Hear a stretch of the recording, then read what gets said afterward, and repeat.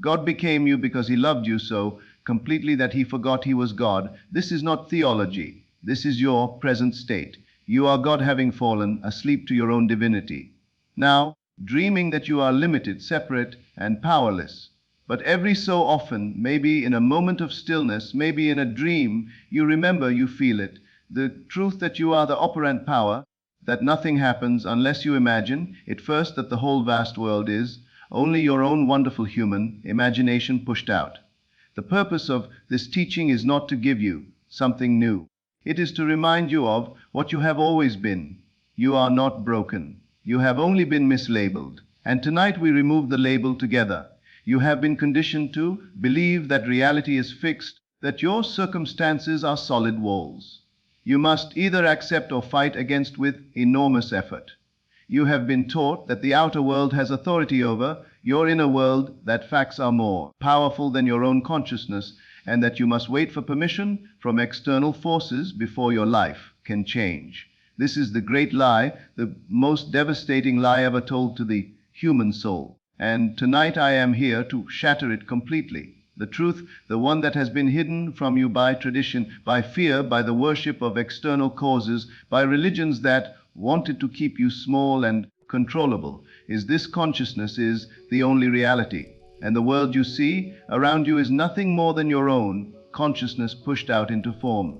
You are not living in a world that exists independently of you.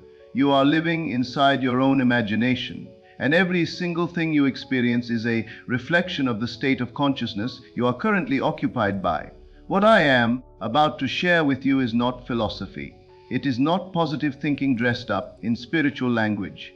It is not visualization as the self-help gurus have taught it to you, where you close your eyes and hope really hard that something might happen someday if you're lucky. This is the ancient mystical law that has been buried beneath centuries of religious dogma and psychological theory. This is the secret that the mystics knew, that Blake understood, that Christ himself demonstrated, but that the churches have hidden from you by teaching you to worship a God outside yourself, when the only God there has ever been is your own I am. I will show you tonight that the Bible is not history. It is not the story of people who lived thousands of years ago in a land far away. The Bible is a psychological drama, and every character in Scripture is a state of consciousness within you right now. Adam is you when you are asleep to your divinity.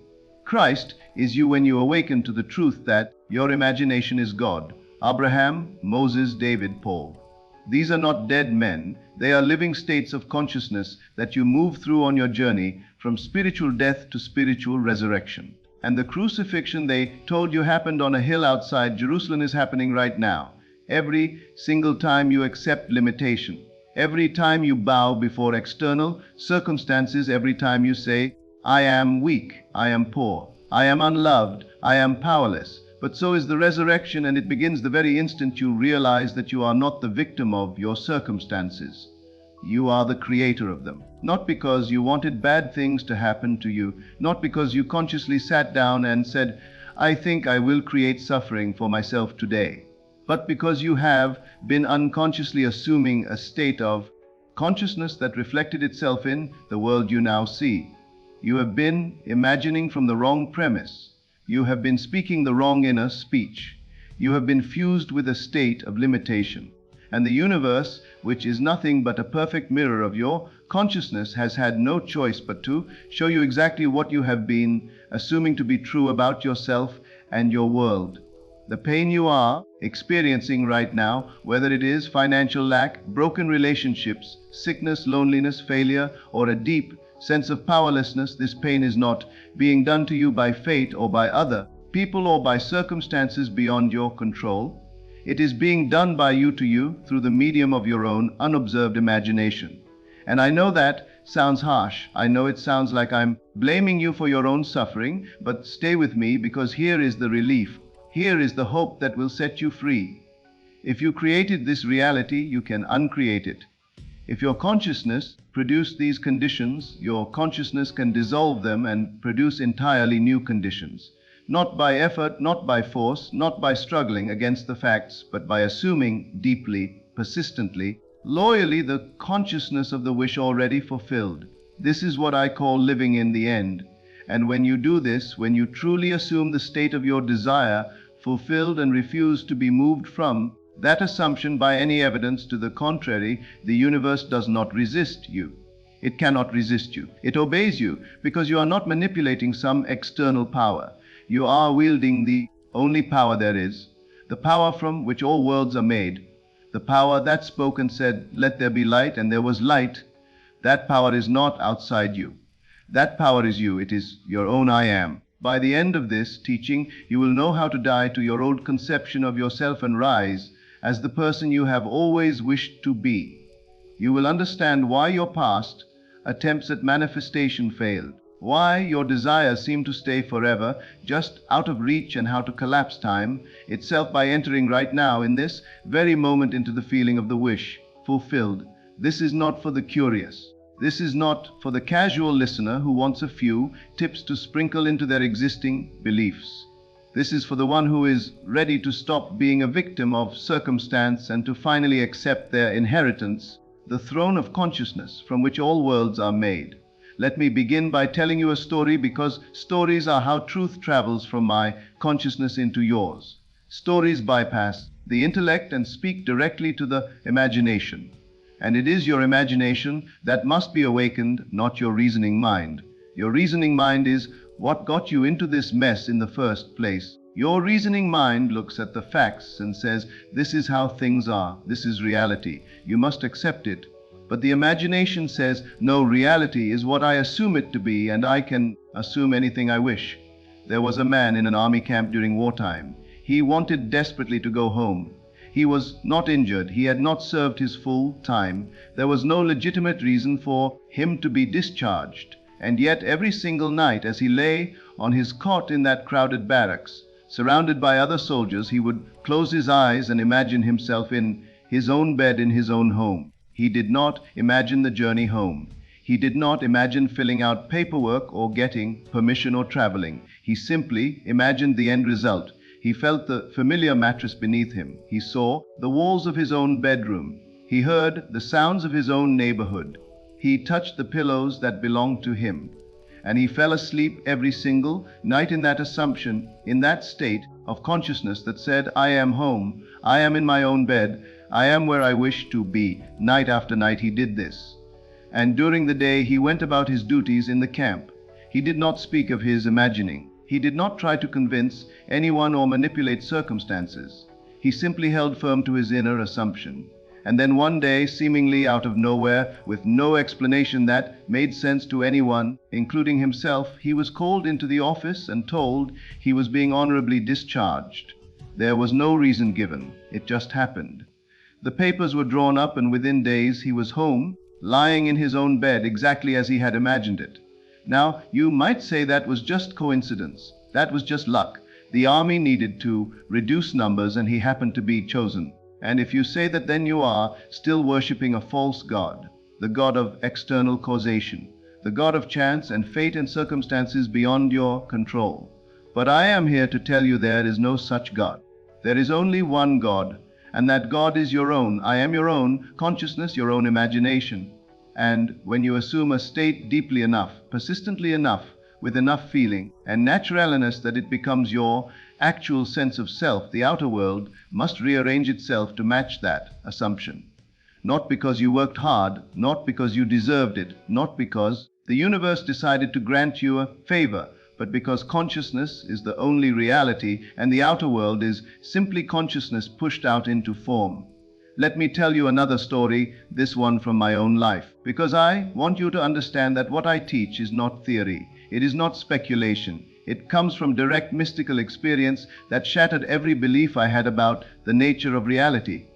One day I was lying on my bed in my apartment in New York City. It was the middle of the afternoon. I was not asleep, not in the ordinary sense, but I was in a very relaxed state. The state I later came to call the state akin to sleep, where the body is still but the imagination is fully awake and aware. And suddenly, without warning, I slipped out of my body. I found myself standing in the dining room of a large country inn, somewhere in the countryside in what felt like a different time period altogether. But here is what was remarkable. I was not dreaming. I was more awake, more conscious, more aware than I had ever been in my physical body. I knew that my physical body was lying on a bed back in New York City. I knew it with absolute certainty. And yet, here I was standing in this other place, and it was completely real. I could see every detail of the room. I could feel the floor beneath my feet. I could smell the air. And then a thought came to me, an intuition. If I stop the movement of my mind, everything here will freeze. And the moment that thought formed, I felt compelled to test it. I stilled my mind completely, and instantly everything in that room froze. The people stopped moving mid-gesture. The air became thick and motionless. Time itself stopped. I cannot describe to you the terror and the ecstasy of that moment, because in that instant I understood something that my rational mind had refused to believe. I understood that I was not in a world. I was the world.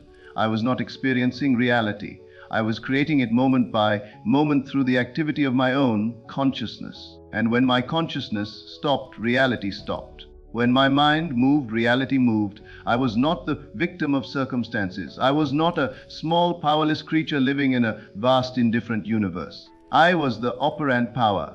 I was the dreamer, dreaming the dream and mistaking the dream for something outside myself. When I returned to my body, when I opened my eyes in that apartment in New York, I was a different man. I could never again believe in external causation. I could never again look at the world and think it was happening to me, because I had seen directly, experientially, that the world was happening from me. And from that day forward, I began to test this truth. I began to assume states of consciousness deliberately and watch as they hardened into fact. And every single time, without exception, the assumption became the reality. Not sometimes, not when conditions were favorable always. Because this is law, it is not magic. It is not supernatural. It is the natural order of things. The way consciousness operates, the way imagination creates. Now, let me tell you about a woman who came to understand this law in the midst of desperate circumstances. She was 55 years old. She had no job. Her bank account was nearly empty. Her car was falling apart, barely able to run. She owed rent. She had no family to fall back on, no savings, no safety net. By every external measure, she was in a hopeless situation. And she had been attending my lectures for almost a year, hearing about the law, learning about imagination creates reality. But she had not yet truly applied it, because part of her still believed that her circumstances were more real than her consciousness. But then desperation became her teacher. She had nothing to lose, and she began to imagine.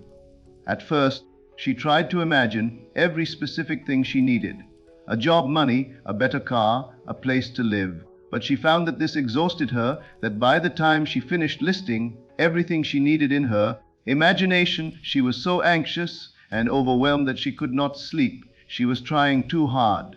She was still thinking from the consciousness of lack, of need, of I do not have these things. I must get them. Then one night she heard me tell the story of a man who had captured a single feeling, a single phrase, and made it his prayer. The phrase was, "Is not it wonderful?" Just those 4 words, "Is not it wonderful?" And he did not specify what was wonderful. He did not list his desires. He simply felt the texture of wonder itself, the feeling of something marvelous having already happened. And so this woman decided to try the same thing. Every night as she fell asleep, she whispered to herself, "Is not it wonderful? Is not it wonderful?" And she tried to feel what she would feel if something wonderful had just occurred in her life. She did not know what that wonderful thing would be. She just felt the feeling of it, the relief, the joy, the sense that everything had somehow worked out in a way she could never have planned. 2 months she did this, 60 nights of falling asleep in the feeling of "Is not it wonderful?" And during those 2 months, nothing seemed to change in her outer circumstances. Her situation remained just as desperate. But she persisted. She remained loyal to her unseen reality, to her inner conviction that something wonderful had already happened, even though her senses reported otherwise. And then one day she ran into an old acquaintance on the street, someone she had not seen in months. They chatted briefly about nothing in particular. She mentioned she had lived in New York many years ago, and then they parted ways. She thought nothing of it. 1 month later, exactly 1 month to the day, this man appeared at her door, and he handed her an envelope. Inside was a certified check for $2,500 made out to her. She was in shock. When she could finally speak, he explained that he had recently been in New York on business, and while he was there, he had run into an old friend of hers, a man she had not seen or heard from in over 25 years. This friend had become extremely wealthy during those years. And when this acquaintance happened to mention her name, happened to mention that he had just seen her, the wealthy friend had said, "I have been thinking about her. I want to help her." And he had written a check and asked the acquaintance to deliver it. Now you tell me, was this chance? Was this coincidence? Was this luck, or was this law? This woman assumed nothing specific. She did not know where the money would come from. She did not try to figure out the how. She simply assumed the feeling of the wish fulfilled, the feeling that something wonderful had already happened, and the universe, which is nothing but her own consciousness, pushed out, rearranged itself in the most unexpected way to bring her exactly what she needed. A friend from 25 years ago, forgotten, suddenly remembered. A casual conversation, a wealthy man feeling inexplicably moved to help, all of it orchestrated by her own assumption, by her own state of consciousness, by her own I am, saying, "I am someone for whom wonderful things happen." Let me tell you one more story before I move into the teaching itself, because I want you to see that this law works regardless of age, regardless of understanding, regardless of sophistication. One afternoon, a woman came to my lecture, and she brought her 9-year-old grandson with her. He was visiting from Pennsylvania. While I spoke to the grandmother about the law of assumption, explaining how to assume the state of consciousness that would be hers were her desire already fulfilled, the boy sat quietly in the corner, apparently absorbed in playing with a small toy truck. I thought he was not listening. I thought he was simply being a well-behaved child while the adults talked. But when they were leaving, this boy looked up at me with shining eyes and said, "I know what I want, and now I know how to get it." I was surprised. I asked him what it was he wanted. He told me he wanted a puppy more than anything in the world. Immediately, his grandmother protested. She said, "No, no, this is impossible. You cannot have a dog. We have told you this over and over. Your father will not allow it. Your mother will not allow it. You are too young to care for a dog properly. And besides, your father hates dogs. He actually hates having them around. There is no way this can happen." The boy simply smiled and said, "I know what to do now. Every night before I go to sleep, I am going to pretend I have a dog, and we are going for a walk." The grandmother looked at me desperately, wanting me to tell the boy that this would not work, that some things are impossible, that adult decisions cannot be changed by a child's imagination. But I said nothing, because I knew what she did not know. I knew that this boy, in his innocence, had grasped the law more completely than most adults ever do. He was not going to argue. He was not going to try to convince anyone. He was not going to look for evidence. He was simply going to assume night after night that he already had what he wanted, and he was going to fall asleep in that assumption, in that feeling, in that state of consciousness. 6 weeks later, the grandmother wrote to me. She said she could hardly believe what she was about to tell me, but it was true. The boy's father, the man who hated dogs, who had refused his son's request dozens of times, had suddenly announced that they were going to get a puppy. He gave no explanation. He simply changed his mind. It was as if something in him shifted without his conscious awareness, as if the boy's assumption had penetrated his father's consciousness and rearranged his thoughts from within. And the boy got his dog not because he begged, not because he negotiated, but because he assumed with the perfect faith of a child who does not yet doubt the power of imagination that the thing he desired was already his. You see, children understand this law instinctively before the world teaches them to doubt, before they learn to worship facts and circumstances. A child does not ask how. A child does not make lists of all the reasons why something cannot happen. A child simply imagines, and in their imagination it is already real. And because they believe it is real, because they assume it with such naturalness, the outer world conforms. This is what Christ meant when he said, "Unless you become as a little child, you cannot enter the kingdom of heaven." He was not talking about naivety. He was talking about the innocence of assumption, the ability to imagine, something and accept it as true without demanding proof, without needing to see the path, without requiring the evidence first. Now, I want to teach you what this law is, why it works, and how you can begin to apply it tonight. But before I do, you must understand something fundamental. You must understand that what I am teaching you is not new. It is ancient. It is the secret that mystics have known for thousands of years. It is the truth that was encoded in the Bible, hidden beneath layers of literal interpretation and religious dogma. The Bible is not history. I will say this again and again until you hear me.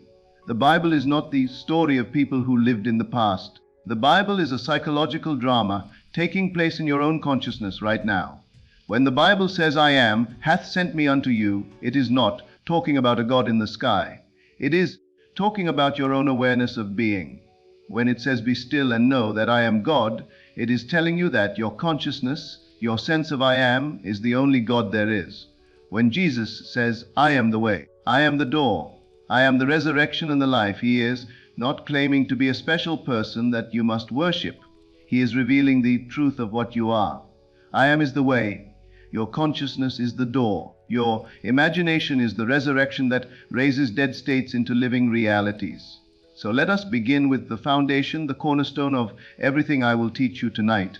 The foundation is this: I am. Those two words contain the entire mystery of creation. I am is the name of God. Not, was not, will be. Am present tense, eternal presence.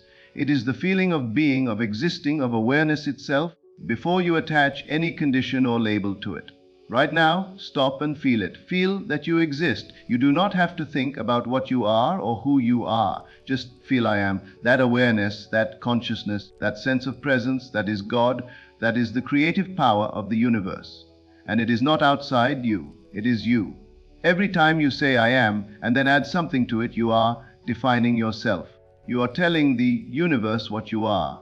And the universe, being nothing but a mirror of your consciousness, must show you evidence of what you have claimed to be. If you say I am poor, you will see poverty. If you say I am sick, you will experience sickness. If you say I am unloved, you will feel unloved. Not because these things are true in some objective sense, but because you have assumed them to be true. You have fused your consciousness with those states, and your world has no choice but to reflect back to you what you have claimed yourself to be. This is why Scripture says, "I am the Lord and there is no God." Your awareness of being is the only power that creates your reality. There is no other power, no fate, no luck, no external force determining your circumstances. Only your own I am, only your own consciousness, only your own assumption of what you are. And here is the liberating, terrifying truth. You can attach anything you wish to I am.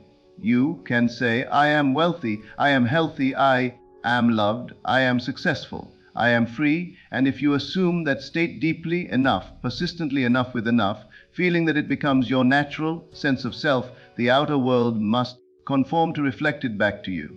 But most people never do this. Most people look at their current circumstances and then define themselves based on what they see. They say, I am poor because I have no money. I am sick because my body hurts. I am unloved because no one is with me. And in doing this, they lock themselves into the very state they wish to escape, because they are defining themselves by the evidence of their senses, by the world that already is, instead of by the world they wish to create. They are living from cause instead of living as cause.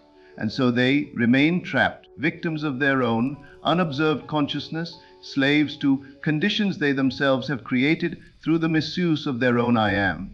Now let me tell you about consciousness itself, because if you do not understand what consciousness is, you cannot wield it correctly. Consciousness is not a thing. It is not located in your brain. It is not produced by your body. Consciousness is the only reality. It is the substance from which everything is made. The world you see around you right now, the chair you are sitting on, the room you are in, the people in your life, the circumstances you are experiencing, all of it is consciousness solidified into form. Your consciousness pushed out. Nothing exists independently of consciousness. Nothing has power over consciousness. Consciousness is first, last, and always. It is the Alpha and the Omega, the beginning and the end. This is what Blake meant when he said all things exist in the human imagination. It is what Hermes meant when he said the world is mental. It is what Christ meant when he said the kingdom of heaven is within you. They were all pointing to the same truth. The outer world is not the cause. The inner world is the cause. Consciousness is the cause, and what you are conscious of being you must experience not as something coming to you from outside, but as something flowing from you into manifestation. Let me make this very practical for you, because I do not want this to remain abstract right now. Think about your life. Think about the circumstances you are experiencing, your financial situation, your relationships, your health, your career, whatever is troubling you, whatever you wish were different. I want you to understand that those circumstances did not happen randomly. They did not happen because the world is cruel or because other people wronged you or because you were unlucky. They happened because of the state of consciousness you have been occupying. They happen because of what you have been assuming yourself to be. If you are experiencing lack, it is because you have been assuming I am someone who lacks. If you are experiencing rejection, it is because you have been assuming I am someone who is rejected. If you are experiencing limitation, it is because you have been assuming I am limited. And I know this is hard to hear. I know every part of you wants to say, no, you do not understand. My circumstances really are difficult. Other people really did hurt me. The facts really are against me. But those facts, those circumstances, those other people, they are all effects. They are not causes. They are reflections. And you cannot change a reflection by arguing with the mirror. You can only change it by changing what you are reflecting, by changing your own consciousness, by changing what you are assuming yourself to be. This brings me to one of the most important concepts I will teach you tonight, and that is the concept of states.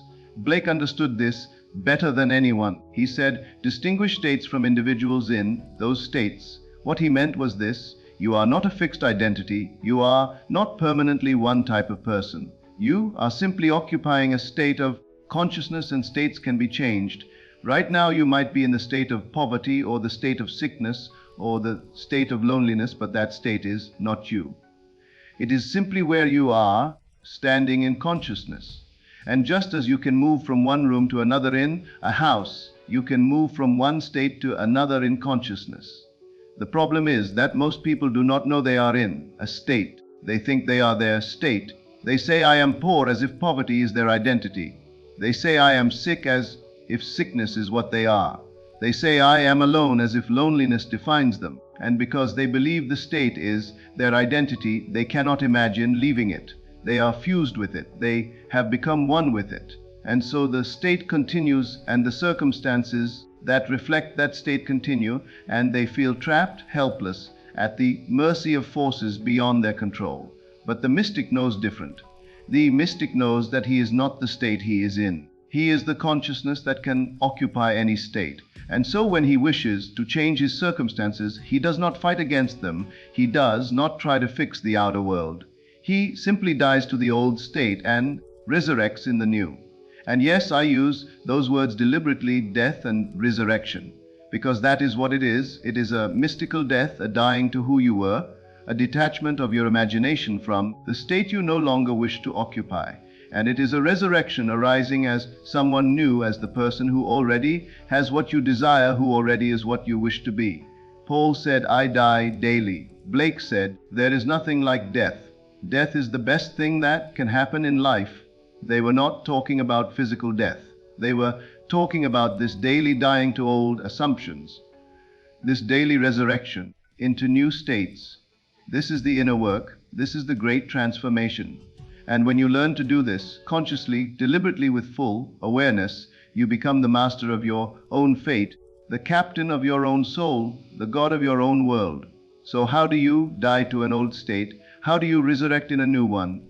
You do it through imagination. You do it through assumption. You do it by claiming I am something different and then persisting in that claim regardless of what your senses report. Let me explain. Right now you are fused with a certain concept of yourself. That concept has a feeling tone. It has an inner conversation. It has a way of thinking and speaking and seeing the world. And that concept, that state of consciousness, is creating your circumstances. If you wish to change your circumstances, you cannot do it by staying in that same state and trying harder. You must assume a new state. You must claim a new identity. You must say, I am differently. For example, if you are struggling with money and you are in the state of poverty, you have an inner conversation that sounds like, I cannot afford this. I never have enough. Money is hard to come by. I will always struggle. That inner conversation is not just thoughts. It is creative speech. It is the word of God in you. And that word is creating your reality moment by moment. So to change your reality, you must change your word. You must change your inner conversation. You must begin to speak from the state of wealth instead of the state of poverty. You must say inwardly, I have more than enough. Money comes to me easily. I am wealthy. I am abundant. I am free. And you must say this not as an affirmation you are trying to make true, but as a declaration of what you are assuming to already be true. This is crucial. Affirmations do not work if you are saying them from the state of lack, from the consciousness of I do not have this thing. So I'm going to repeat words, hoping to get it. That is still poverty, consciousness. That is still living from the old state. True assumption is when you claim the new state as your present reality. You do not say, I will be wealthy. You say, I am wealthy. You do not say, I hope to be loved. You say, I am loved. You shift your consciousness now, not in the future, because the future never comes. There is only now. There is only this eternal present moment. And in this moment, you are either assuming the state you desire or you are assuming the state you wish to leave. There is no neutral ground. Every moment you are defining yourself. Every moment you are creating. Now let me tell you about inner speech, because this is one of the most practical tools I can give you. Inner speech is the conversation you have with yourself all day long. Most people are completely unaware of their inner speech. They do not notice the constant stream of words flowing through their minds, the commentary on everything they see and experience, the judgments and fears and complaints and worries. But this inner speech is not neutral. It is not meaningless noise. It is the very activity of your imagination. It is how you define yourself and your world moment by moment. And it is this inner speech that solidifies into your outer circumstances. Hermes said, life is the union of word and mind.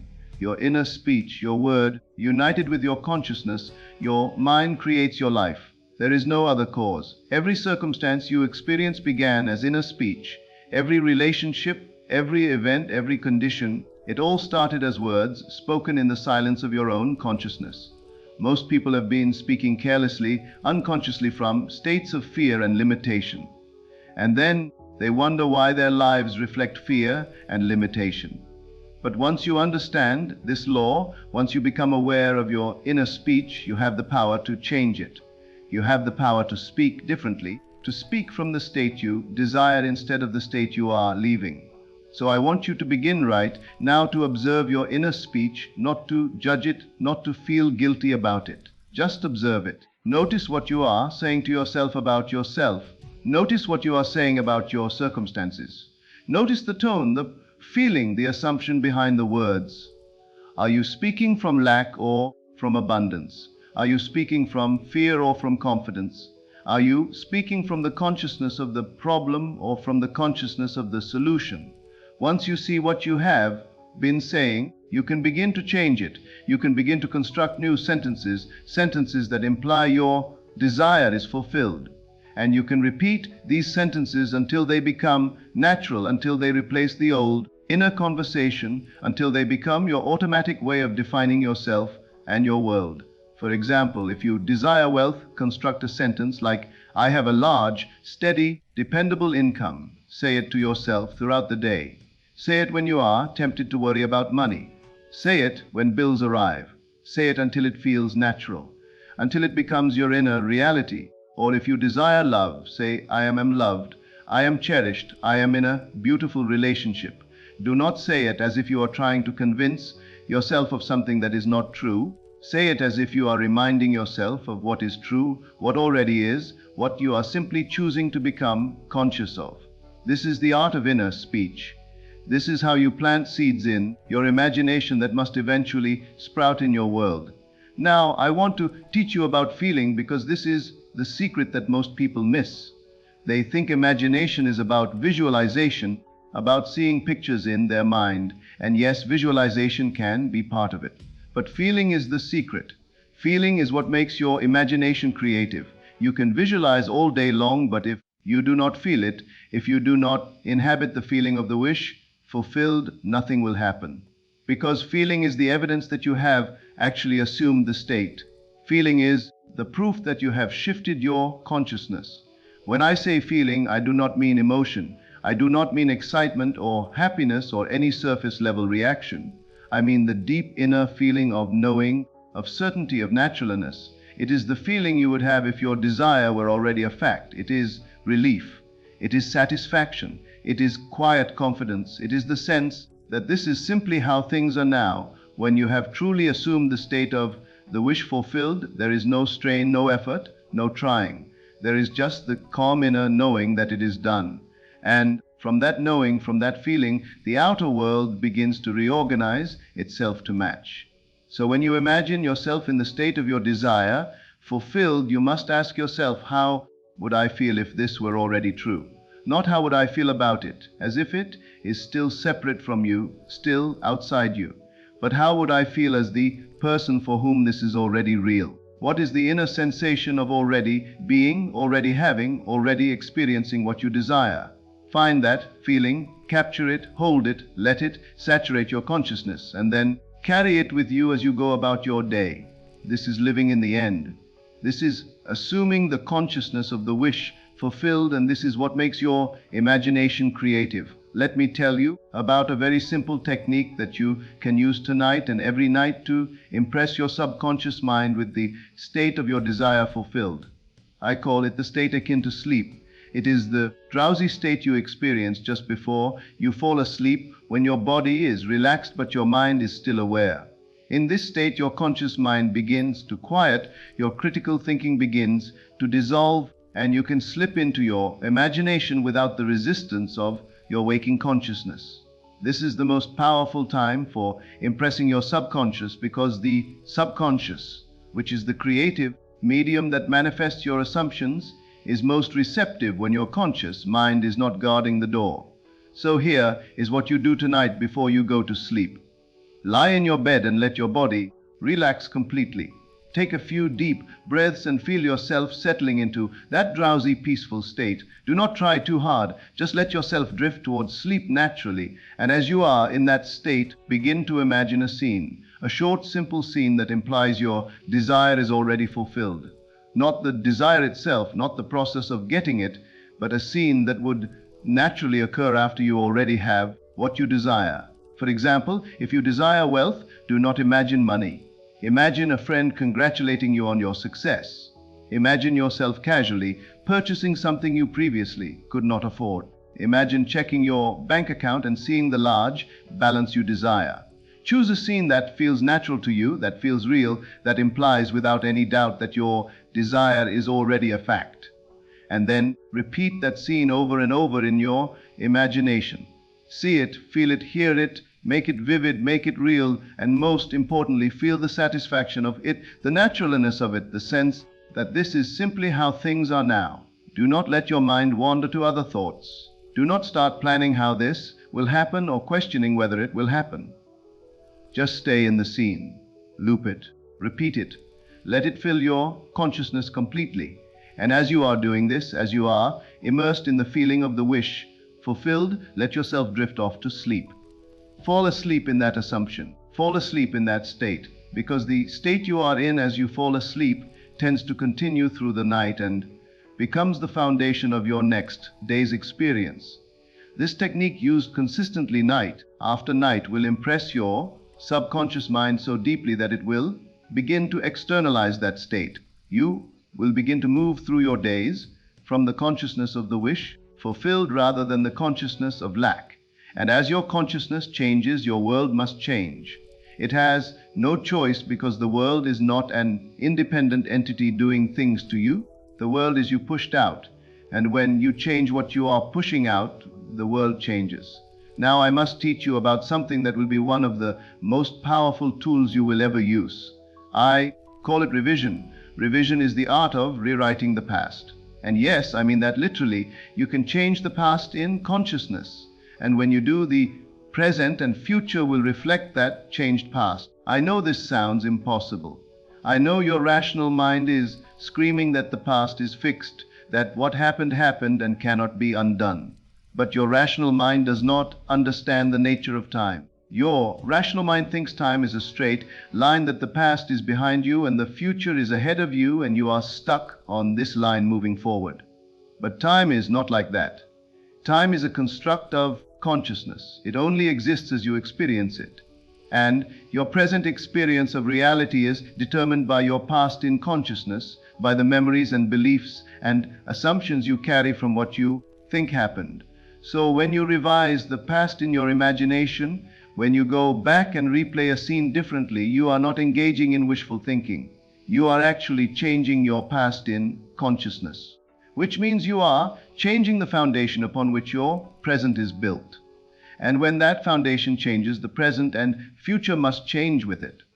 Let me give you an example from a story someone sent to me. There was a woman, an artist, who accidentally injured her foot very badly while working. Her foot swelled up, turned colors, became so painful she could barely walk on it. She tried to continue working, but the pain was overwhelming. She became frightened, thinking she might have seriously damaged her foot in a way that would require medical intervention. But then she remembered what I had taught about revision. That night, instead of dwelling on the injury, instead of worrying about her foot, she lay in bed and reviewed her entire day in imagination. She went back through the day event by event, and when she came to the moment when she had struck her foot with a chair, she stopped, and in her imagination she replayed that moment differently. She imagined that she had not hit her foot at all, that she had missed the chair completely, that her foot was fine. She felt the relief of not having injured herself. She revised the event completely in her imagination until the revision felt real. But she did not stop there. As she continued reviewing her day, she came upon another moment, an encounter with a man who had been hostile to her, who had refused to speak to her for over a year, even though they had once been friendly. In the actual event, she had said hello to him and he had ignored her. But in her revision, she replayed the scene differently. She imagined him responding warmly, smiling at her, greeting her kindly. She felt the warmth of reconciliation. She revised that encounter until it felt as real as the original. Then she fell asleep, and when she woke up the next morning, her foot was perfectly normal. There was no swelling. There was no discoloration. There was no pain. It was as if the injury had never happened. And later that day, she saw the man who had been hostile to her. And this time, in waking reality, he greeted her warmly. He spoke to her. He smiled. He acted as if the year of hostility had never occurred. She had revised 2 events in her imagination, and both of those revisions manifested in her physical reality. The past was changed, and the present reflected the changed past. Now you might say, but that is impossible. You cannot change something that already happened. And I say to you, the only past that matters is the past in your consciousness. The only past that has power over your present is the past you remember, the past you believe in, the past you tell yourself about. And that past exists only in your imagination. So when you revise it, when you remember it differently, when you change it in consciousness, you are changing the only past that exists as far as your experience is concerned. And the present moment must conform to the past you now hold in consciousness. This is forgiveness. This is what Christ meant when he said forgive 70 He did not mean keep a ledger and forgive up to a certain number. He meant revise constantly, change the past constantly, refuse to hold on to grievances or hurts or wrongs. Because every time you replay a negative memory, every time you go over what someone did to you or what went wrong, you are reinforcing that past in consciousness and therefore perpetuating it into your future. But when you revise, when you replay events as you wish they had happened, you dissolve the power of the negative past and create a new foundation for your present experience. So I want you to make this a nightly practice. Every night before you fall asleep, review your day. Go through the events from beginning to end And whenever you encounter a moment you did not like, a moment of frustration or anger or fear or disappointment, stop, revise it, replay it as you wish it had happened, see it differently, feel it differently, and then move on to the next event. Do this every single night. Make it a ritual, because in doing this you are constantly purifying your consciousness, constantly clearing away the debris of negative experiences, constantly building a past that supports the future you desire instead of the future you fear. Now I need to address something that troubles many people, and that is the question of other people. People often ask me if everyone is me, pushed out, if other people are just reflections of my consciousness, does that mean they have no free will? Does that mean I am controlling them? Does that mean they are not real? And the answer is both simpler and more mysterious than you might think. Other people are real. They are not puppets. They are not illusions. But the version of them that you experience is your version created by your consciousness, reflecting your assumptions about them. Let me put it this way. You do not experience people as they are. You experience them as you are. If you assume someone is kind, you will experience their kindness. If you assume someone is hostile, you will experience their hostility. Not because they do not have their own inner life and their own choices, but because your consciousness determines which aspect of them you will see, which version of them will show up in your world.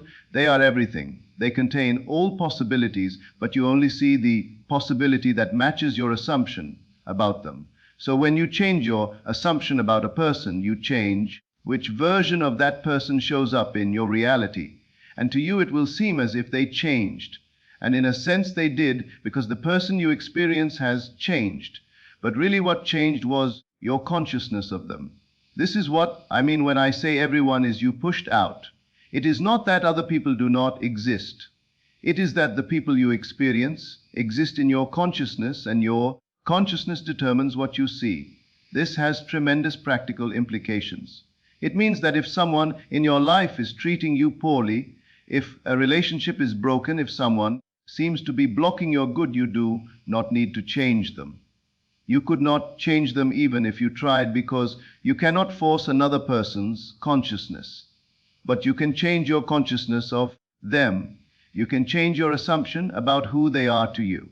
And when you change that assumption persistently, when you refuse to see them as hostile or unkind or obstructive, when you insist on seeing them as loving and kind and supportive, they will begin to show up differently in your world. They will reflect back to you the new assumption you hold about them. I have seen this happen countless times. A woman who assumes her husband is cold and distant will experience a cold and distant husband even if he is trying to be warm. A man who assumes his boss is unfair will experience an unfair boss even if the boss is trying to be reasonable, because they are not experiencing the person as they are. They are experiencing the person as they assume them to be. But when they change the assumption, when they revise their consciousness of that person, the person seems to change. The husband becomes the husband, or boss made a conscious decision to change. But because the experiencer changed their consciousness, and consciousness is the only reality, this brings me to the law and the promise. These are the two great pillars of my teaching. The law is what I have been teaching you tonight. The law is that imagining creates reality, that consciousness is the only cause, that assumption hardens into fact. The law is what you use to create the life you desire, to manifest your wishes, to change your circumstances. And the law always works. It is not personal. It is not moral. It does not care what you imagine. It simply reflects back to you whatever you assume to be true. But the promise is something different. The promise is the mystical awakening that happens when you have mastered the law, when you have used the law so completely that you finally wake up to who you truly are. The promise is the series of mystical experiences that reveal to you directly, experientially, that you are God. Not that you are like God, not that you have God in you, but that you are God, that you have always been God, that there is no separation between you and the infinite creative power of the universe. The promise includes specific mystical visions that happen in a particular sequence. First, you will experience the birth of a child from your own skull, a child wrapped in swaddling clothes lying at your feet. This is the birth of your divine self, the revelation that you are the Father of God. Second, you will experience a serpent, your own spinal column, coming alive and ascending your spine. This is the resurrection of the serpent that Moses lifted up in the wilderness, the awakening of the divine energy within you. Third, you will experience the tearing of the temple veil, the rending of your skull from top to bottom, and you will see a dove descending upon you. This is the descent of the Holy Spirit, the confirmation of your divinity. And finally, you will experience David, the sweet psalmist of Israel, calling you Father. David is not a historical figure. David is the humanity that you created, that sprang from you, from your imagination. And when David calls you Father, when he looks at you with infinite love and reverence and calls you Father, you will know beyond any shadow of doubt that you are God, that you have always been God, that you created everything and everyone through your own imaginative power. These experiences do not come because you try to make them happen. They come when you have fulfilled your purpose, when you have used the law so completely that you have awakened from the dream of separation. They come in their own time according to a divine plan that was set before the foundation of the world. And when they come, you will know with absolute certainty that everything I have taught you tonight is true. You will know that the Bible is not history, but your own autobiography. You will know that you are the Christ, the awakened God, the one who was sent into the world to remember himself. But until the promise comes, you have the law. And the law is enough. The law is what you need to transform your life, to heal your relationships, to create abundance, to experience the life you have always dreamed of. So do not wait for the promise. Do not put your life on hold waiting for mystical experiences. Use the law, apply it, test it, prove it to yourself, because personal success will prove far more convincing than anything I can tell you. Now I want to give you a very specific practice that you can begin tonight. This is called the Sabbath, and it is one of the most important aspects of creation that most people ignore. In the Bible it says that God created the world in 6 days, and on the seventh day he rested, and he blessed the seventh day and made it holy. This is not history. This is instruction. It is teaching you how to create. When you imagine your desire fulfilled, when you assume the state of the wish already accomplished, when you impress your subconscious with the feeling of your goal achieved, you have done your work. You have planted the seed. You have set creation in motion, and now you must rest. You must enter the Sabbath. You must leave it alone. You must not dig up the seed to see if it is growing. You must not check for evidence. You must not obsess over how it will happen or when it will happen. You must simply rest in the knowledge that it is done. This is where most people fail. They do the imagining. They assume the state. They feel the feeling. And then they immediately start looking for proof in the outer world. And when they do not see proof right away, they panic. They doubt. They go back to the old state. They start imagining from lack again. And in doing this, they cancel out the very thing they were trying to create. They break the Sabbath. They refuse to rest. And so the seed never has a chance to grow. But when you truly rest, when you know that it is done in consciousness and therefore must appear in form, when you can walk through your days with calm, confidence regardless of what your senses show you, you are keeping the Sabbath. You are allowing the creation to complete itself. You are giving the universe time to rearrange circumstances, to bring together the people and events and opportunities that will manifest your desire in a way you could never have planned or predicted. This does not mean you sit and do nothing in the outer world. It means you do not do anything from the consciousness of lack or fear or effort.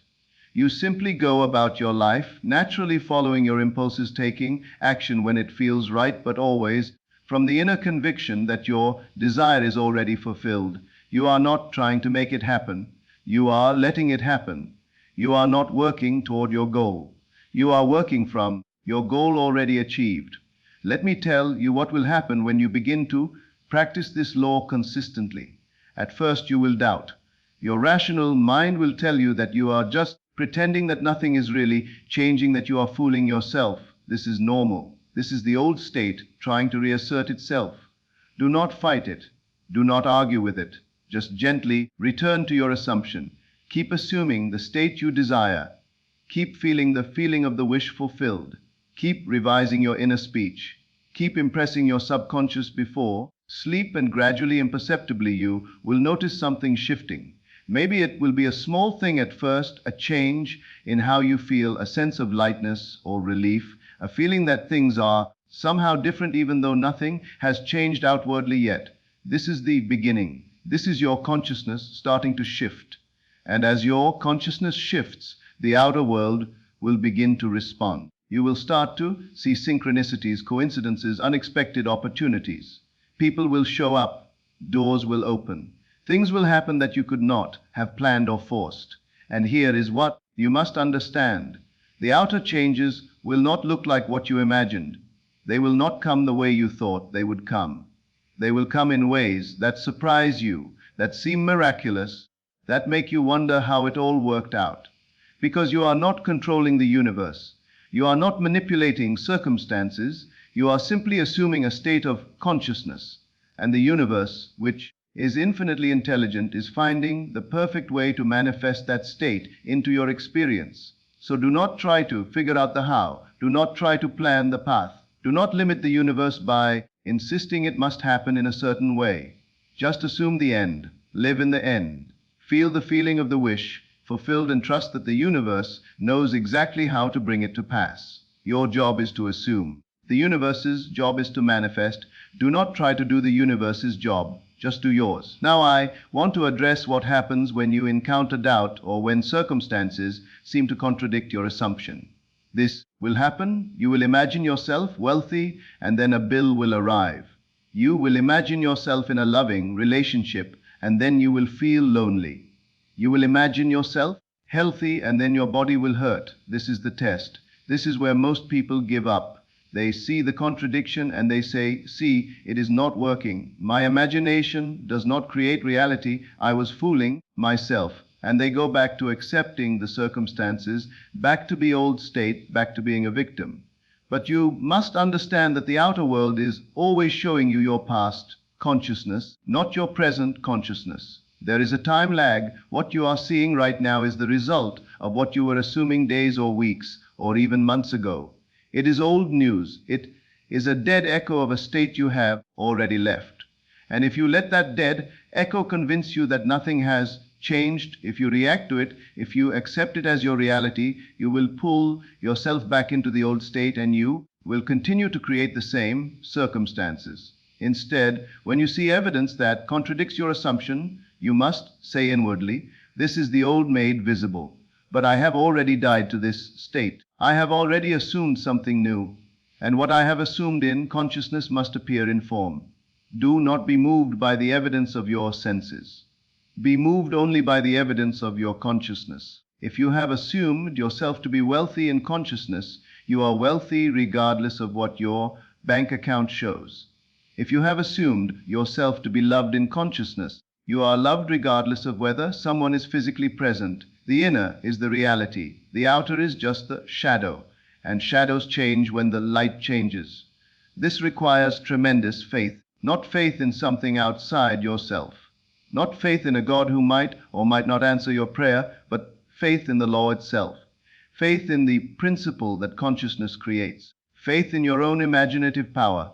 This is the faith that Blake spoke of when he said, I question not my corporeal or vegetative eye any more than I would question a window concerning a sight. I look through it and not with it. You must learn to look through your circumstances, not at them. You must learn to see with your imagination, not with your physical eyes. Because what you see with your imagination is real, and what you see with your eyes is already old. Let me give you a powerful practice for dealing with contradictory circumstances.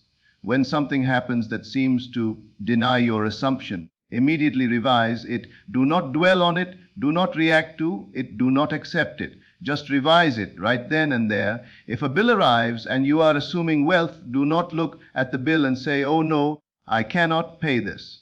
I do not have the money. Instead, revise the scene in your imagination. Imagine the bill is already paid. Imagine checking your account and seeing more than enough. Imagine feeling the relief and satisfaction of having handled it easily. Revise the circumstance immediately so that it does not take root in your consciousness. This is vigilance. This is the mental discipline that the mystic must develop. You must become the guardian of your own consciousness. You must watch your thoughts and feelings in inner speech constantly, not in a tense, strained way, but in a gentle, observant way. And whenever you catch yourself slipping back into the old state, whenever you notice yourself assuming lack or fear or limitation, you must correct it immediately. You must die to that assumption and rise in the assumption you desire. This is the daily practice. This is how you train your consciousness to remain in the state of the wish fulfilled. Now I want to talk about what I call entering into the image.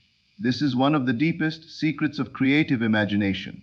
Most people stand outside their imagined scene. They visualize something as if they are watching it on a screen, as if they are observing it from a distance. But this does not work because you are not engaging your consciousness fully.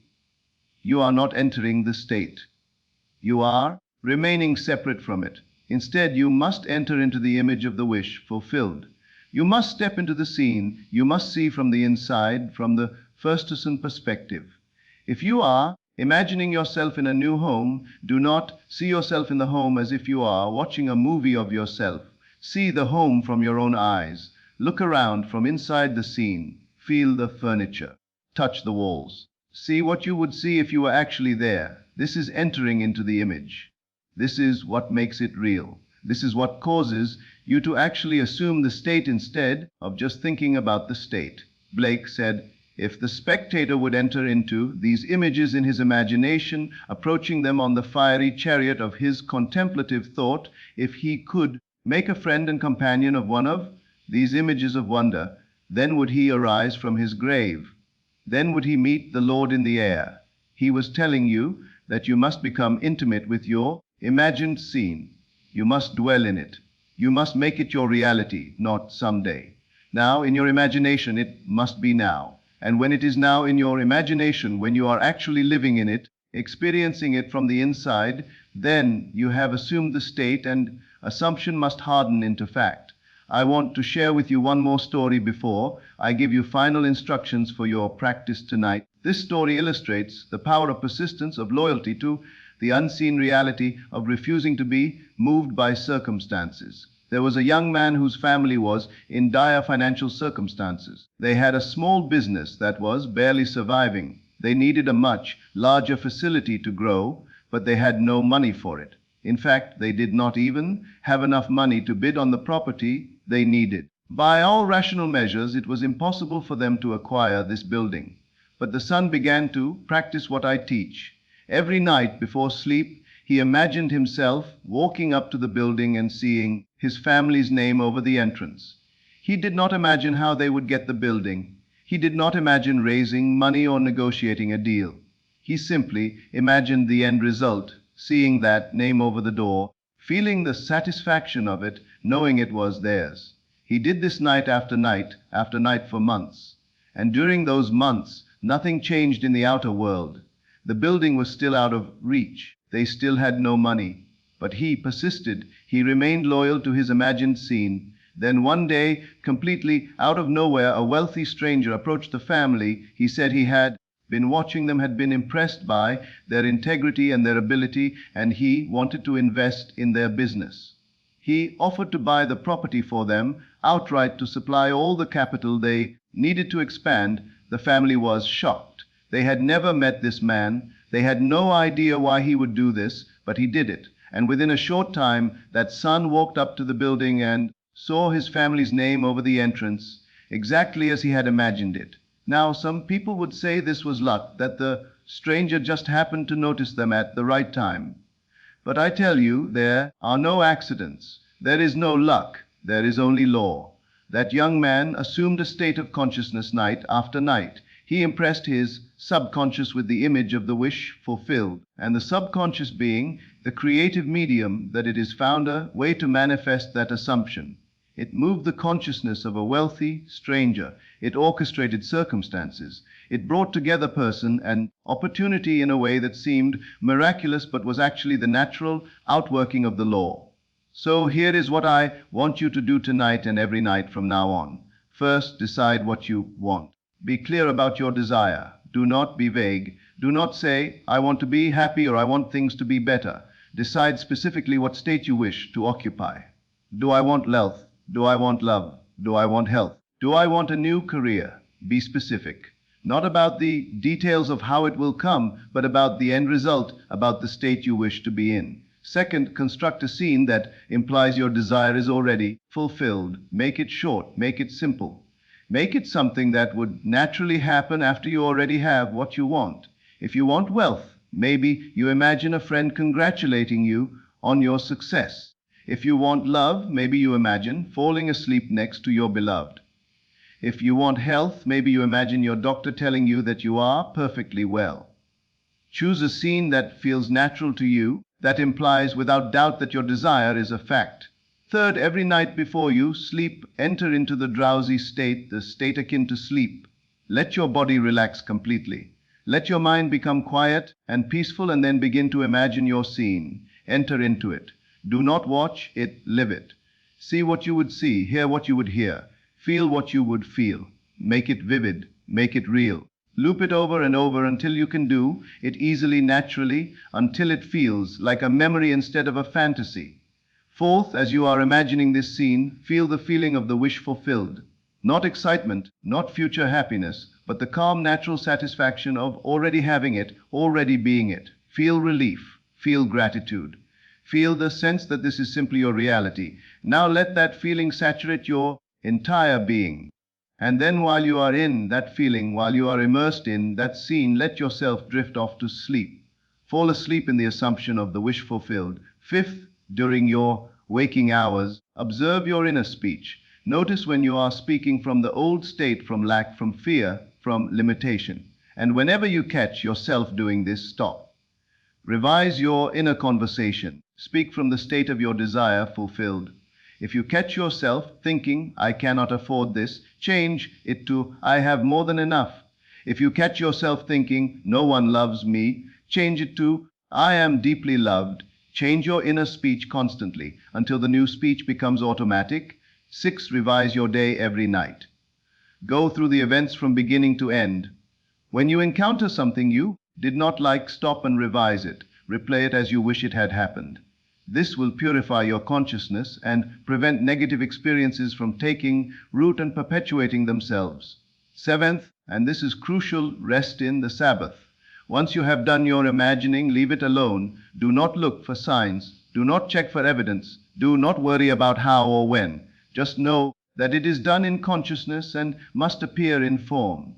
Go about your life naturally, confidently, from the assumption that your desire is already fulfilled, and let the universe do its work. If you do this consistently, if you remain loyal to your assumption, regardless of what your senses report, you will see your world transform. Not because you worked hard, not because you deserved it, but because you finally understood the law and you used it correctly. You stopped being the victim and became the creator. You stopped reacting to circumstances and started creating circumstances.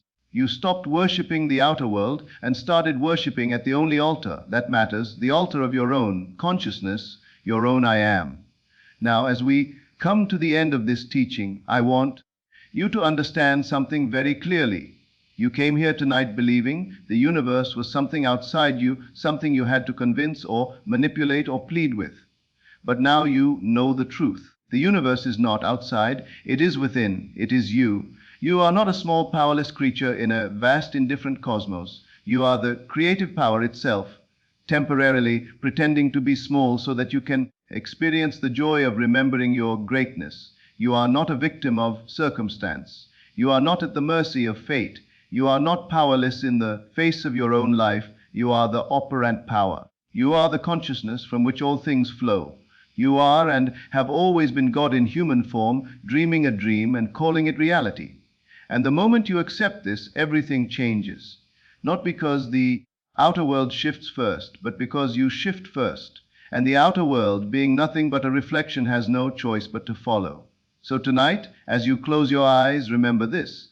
I am the one who imagines. I am the one who creates. I am the consciousness that bends the universe not by force but by assumption. My inner speech is the voice of God.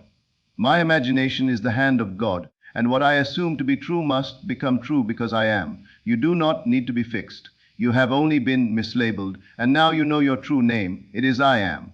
Before Abraham was I am. Before the world was I am. I am the Alpha and the Omega, the beginning and the end. I am the creator of my own experience, the author of my own story, the God of my own world.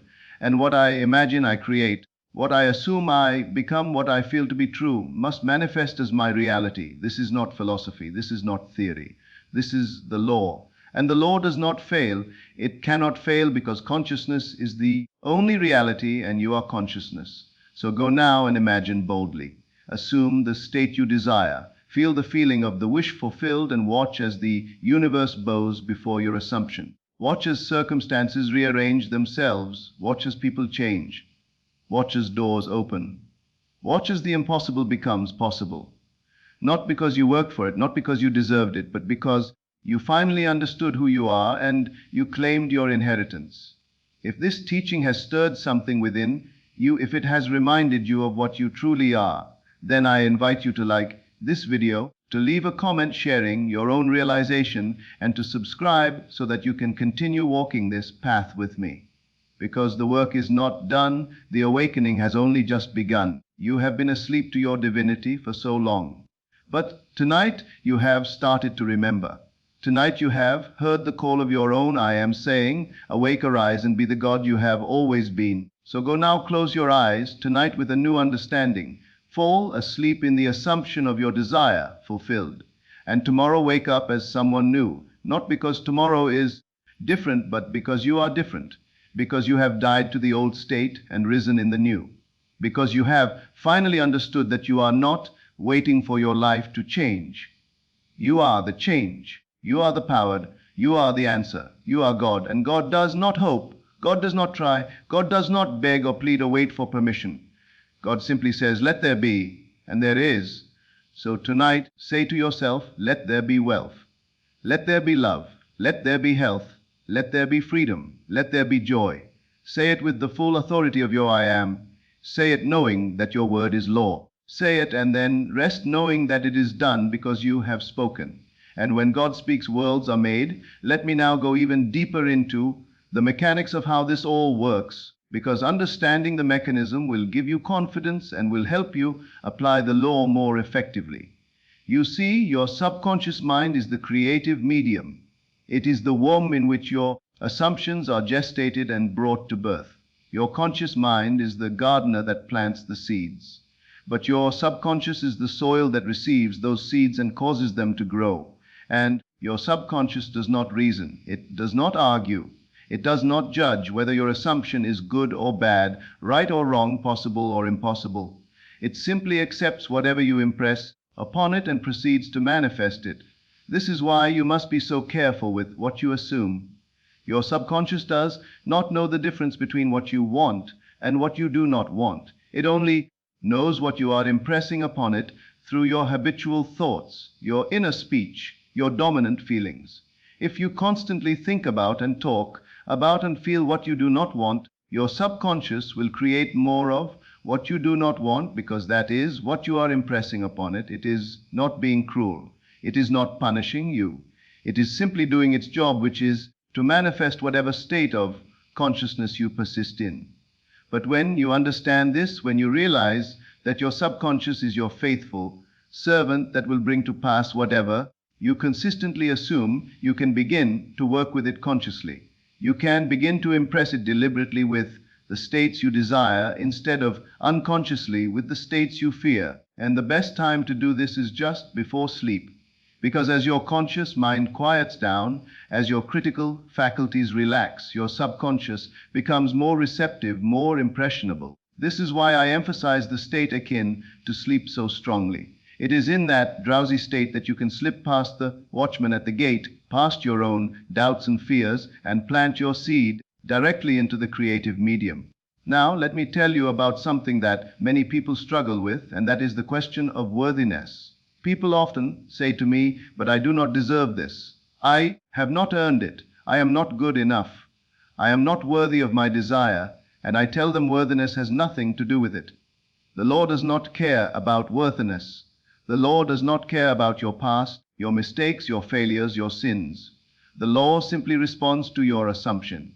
It simply manifests whatever state you persist in. If you assume yourself to be unworthy, you will experience unworthiness. If you assume yourself to be worthy, you will experience worthiness. But the truth is, worthiness itself is just another state, another assumption. You are not unworthy of anything. You are God. You are the creative power of the universe. You are the I am, and God is not worthy or unworthy. God simply is. God does not earn or deserve. God simply creates. And when you understand that you are God in human form, that your imagination is the very imagination of God, you will stop asking whether you deserve your good, and you will simply claim it as your natural inheritance. You will stop groveling and begging and trying to earn your desires, and you will simply assume them to be yours, because there is no power outside yourself that could deny you anything. This is what Christ meant when he said, "It is your Father's good pleasure to give you the kingdom." The kingdom is consciousness, and your Father, which is your own I am, takes pleasure in giving you whatever you can conceive and assume yourself to be or to have. There is no judgment. There is no punishment. There is no withholding. There is only law. And the law says whatever you assume you will experience. So stop assuming yourself to be unworthy. Stop assuming yourself to be small or limited or undeserving. Start assuming yourself to be the infinite creative power that you are. Start claiming your desires boldly, confidently, as one who knows they are already his. Let me tell you about another aspect of this work that is absolutely crucial, and that is persistence. Many people try this law once or twice, and when they do not see immediate results, they give up. They say, "I tried it and it did not work." But they did not try it. They dabbled in it. They experimented with it half-heartedly. They imagined their desire one night and then spent the next 3 days worrying about whether it would happen, looking for evidence, doubting, returning to the old state. And then they wonder why nothing changed. The law requires persistence, not strain, not effort, but persistence. It requires that you remain loyal to your assumption regardless of what your senses report. It requires that you keep returning to the state of the wish, fulfilled even when everything in your outer world seems to deny it. This is faith. Not faith in something outside yourself, but faith in the law itself. Faith in the principle that consciousness creates. Faith that what you persist in assuming must harden into fact. How long must you persist? Until the assumption feels natural. Until it becomes your actual sense of self. Until you no longer have to try to believe it because you simply know it. Some assumptions harden quickly, some take longer. It depends on how deeply rooted your old assumption was, how much resistance you have to the new state, how consistently you impress your subconscious. But if you persist, if you remain faithful to your assumption, it must manifest. It has no choice, because consciousness is the only reality. And when you change your consciousness permanently, your reality must change permanently. I want to tell you about a woman who demonstrated this persistence beautifully. She wanted to marry a specific man, but this man was not interested in her romantically. They were friends, but he showed no signs of wanting anything more. To all appearances, it was impossible. He was interested in someone else. He had never given her any indication that he saw her as a potential partner. But she decided to apply the law anyway. Every night, before sleep, she imagined herself wearing a wedding ring. She would look at her hand and see the ring there. She would touch it. She would feel the weight of it. She would feel the satisfaction of being married to this man. She did not imagine him proposing. She did not imagine convincing him to love her. She simply imagined the end result, the ring on her finger, the knowing that she was his wife. And she did this night after night after night for months. During those months, nothing seemed to change. He continued to be friendly, but nothing more. He continued to pursue the other woman. There was no sign that anything was shifting, but she persisted.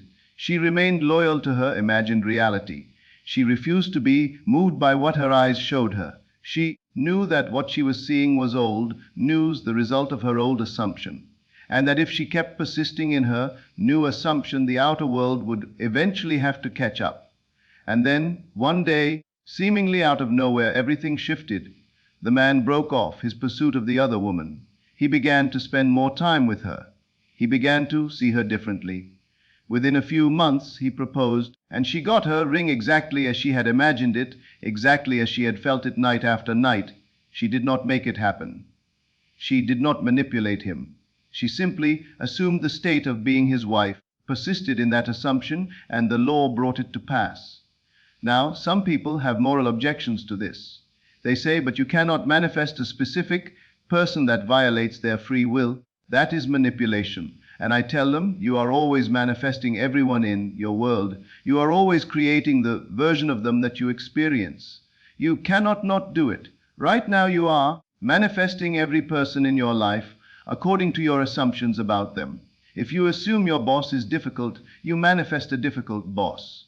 If you assume your mother is critical, you manifest a critical mother. You are already doing it unconsciously. I am simply teaching you to do it consciously, deliberately, in alignment with your desires instead of your fears.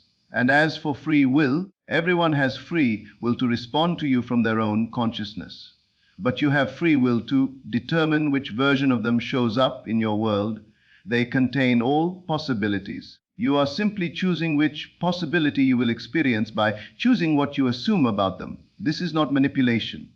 This is creation. This is how consciousness works. And when you change your consciousness of a person, when you assume them to be loving and kind and devoted to you, you are not violating their will. You are simply experiencing the version of them that matches your new assumption. Let me talk now about a specific technique that is incredibly powerful for manifesting specific changes in specific situations. I call it mental conversation or inner dialogue. You see, most of your imagining happens not in pictures but in words. You are constantly having conversations in your mind, conversations with yourself, conversations with others, replaying past conversations, rehearsing future conversations. And these inner conversations are creative. They are shaping your reality just as surely as your inner vision shapes it. So if you want to manifest a specific change, construct a mental conversation that implies your desire is fulfilled. For example, if you want a promotion at work, imagine your friend congratulating you. Hear their voice in your mind saying, "I am so happy for you. You got the promotion. You must be thrilled." And hear yourself responding, "Yes, I am so grateful. It is exactly what I wanted." Have that conversation in your mind. Make it vivid. Make it real. Feel the satisfaction of having that conversation and repeat it until it feels natural. Or if you want to heal a relationship, imagine the other person saying to you, "I am sorry. I was wrong. I love you." Hear their voice. Feel the relief of reconciliation. Respond to them in your mind with forgiveness and love. Have that conversation as if it is happening right now. And the more you have that conversation in your imagination, the more you impress your subconscious with the reality of it, the more likely it is to actually happen in your outer world. This technique is especially powerful because it feels natural. Most people find it easier to hear words in their mind than to see clear pictures. And so, if visualization does not come easily to you, use mental conversation instead. It accomplishes the same thing. It impresses your subconscious with the state of the wish fulfilled. And your subconscious will then proceed to manifest that state into your experience. Now I want to address something that causes a lot of confusion, and that is the question of time. People ask me, how long will it take for my desire to manifest? And I tell them there is no fixed time. It depends on how deeply you are fused with your old state, how consistently you assume the new state, how natural it feels to you. Some assumptions manifest in days, some take months, some take years. But the important thing is not when it manifests. The important thing is that you are living in the new state now in your consciousness, regardless of when it appears in your outer world. You see, most people make the mistake of thinking that the manifestation is the goal. They think I will be happy when I have the money, when I am in the relationship, when I get the job. But happiness is not in the manifestation. Happiness is in the assumption. When you truly assume the state of your desire fulfilled, when you are living in the end in your consciousness, you are already experiencing the satisfaction of it. You are already happy. The outer manifestation is just confirmation, it is evidence. But the reality, the actual experience of having your desire happens in consciousness first. And if you cannot be satisfied in consciousness, you will not be satisfied in manifestation either. This is why I always say live in the end. Do not live in the process. Do not live in the future. Live in the end now, in your imagination, in your assumption, in your consciousness. Because that is where reality actually is. The outer world is just shadow. And if you are happy in the shadow but miserable in reality, which is consciousness, then you have everything backward. But when you are happy in consciousness, when you are satisfied in your assumption, when you are living in the end right now, then whether or not the outer manifestation has appeared yet becomes almost irrelevant. You already have what you wanted, which is the feeling, the satisfaction, the sense of fulfillment. Let me tell you about a man who understood this perfectly. He wanted to travel to Barbados. It was his dream, but he had no money for such a trip. He could barely afford his basic living expenses, and yet he decided to assume that he was already there. Every day he would sit quietly and imagine himself in Barbados. He would feel the warm sun. He would hear the ocean. He would smell the tropical air. He would see the palm trees. He would feel the sand beneath his feet. And he did not imagine this as something that would happen someday. He imagined it as his present reality. He would say to himself, I am in Barbados right now. And here is what is remarkable. He felt so satisfied by this imagining, so fulfilled by living in this state in his consciousness, that he stopped feeling desperate about actually getting there. He stopped worrying about money. He stopped trying to figure out how it would happen. He was simply content to be there in his imagination, because the imagination felt so real to him that it satisfied his desire. And then after weeks of this, of living in Barbados in his imagination, an opportunity came completely unexpectedly. A friend invited him to Barbados, paid for his ticket, paid for his accommodation, and he found himself there in the flesh exactly as he had imagined it. But here is the interesting part.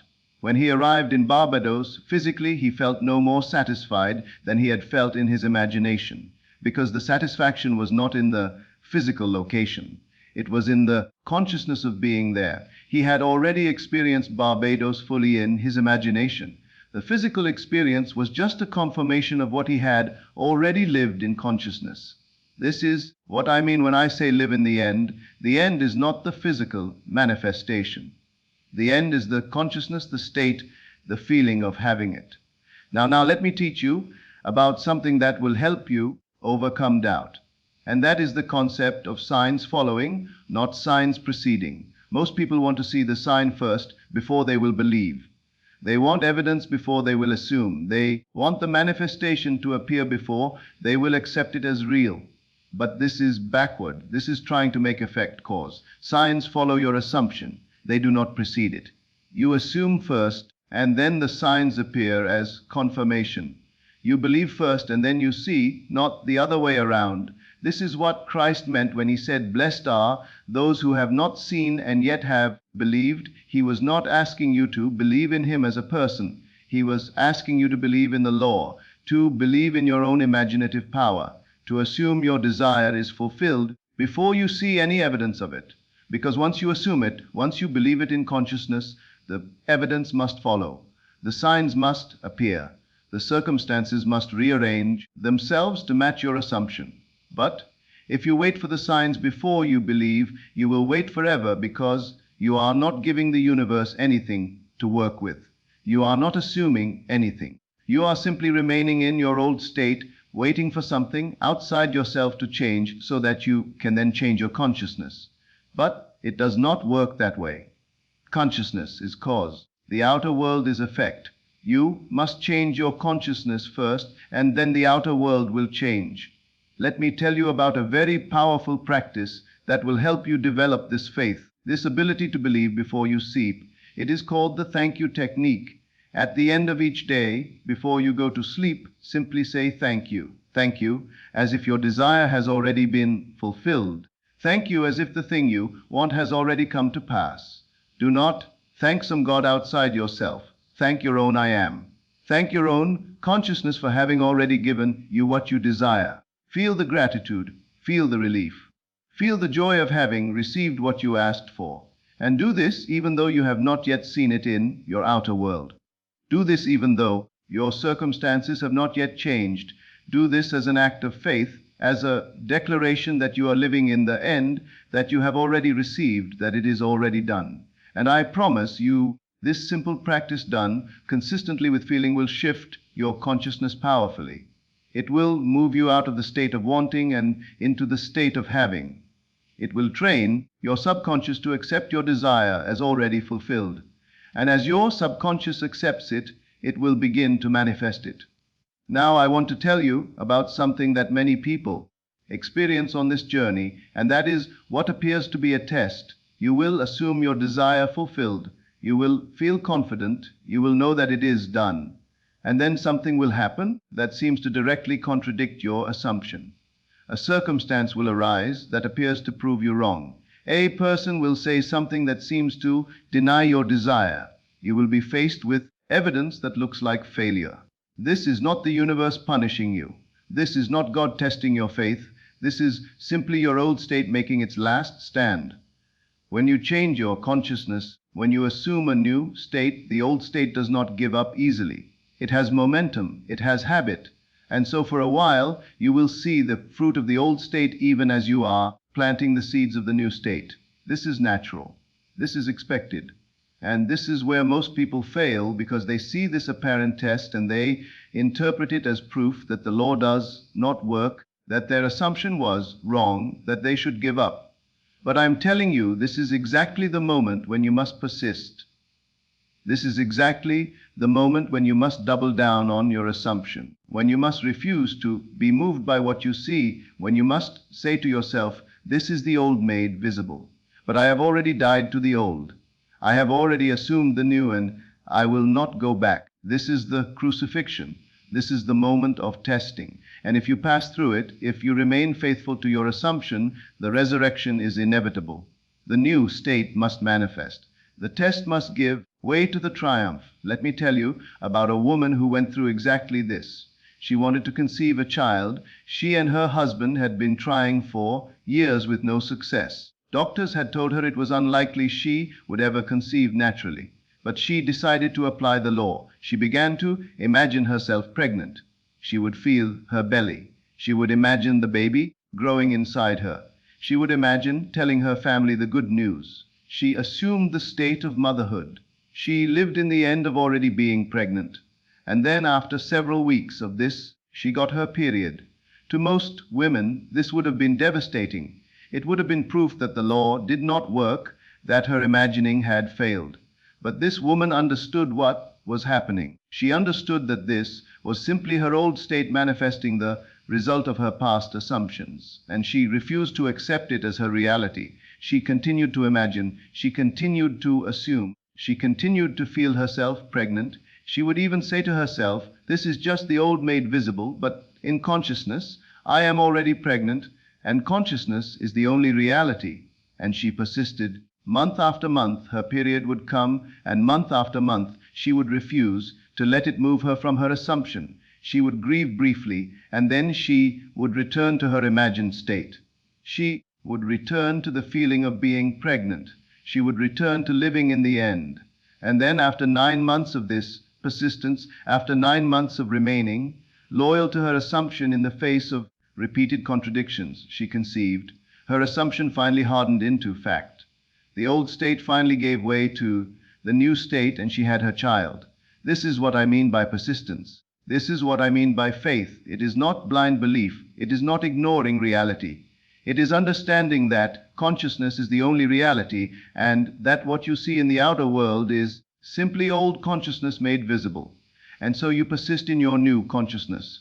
You remain loyal to your new assumption. You continue to live in the end until the outer world has no choice but to conform to the inner world. Now let me teach you about something that will accelerate your manifestations tremendously, and that is the use of all your senses in your imagining. Most people, when they imagine, only use sight. They try to see their desire in their mind's eye. But sight is just one sense. And the more senses you engage in your imagining, the more real it becomes. The more deeply you impress your subconscious, the faster it manifests. So when you imagine your desire fulfilled, do not just see it, hear it. What sounds would you hear if your desire were fulfilled? If you are imagining yourself in a new home, hear the sounds of that home. The creak of the floor, the hum of the refrigerator, the sound of the door closing. If you are imagining yourself in a relationship, hear your beloved's voice. Hear them calling your name. Hear them saying, I love you. Engage your sense of hearing and touch. What would you touch if your desire were fulfilled? Touch the objects in your imagined scene. Feel their texture. Feel their temperature. Feel their weight. If you are imagining yourself wealthy, touch the money. Feel the bills in your hand. Feel the steering wheel of your new car. Feel the fabric of your new clothes. Engage your sense of touch.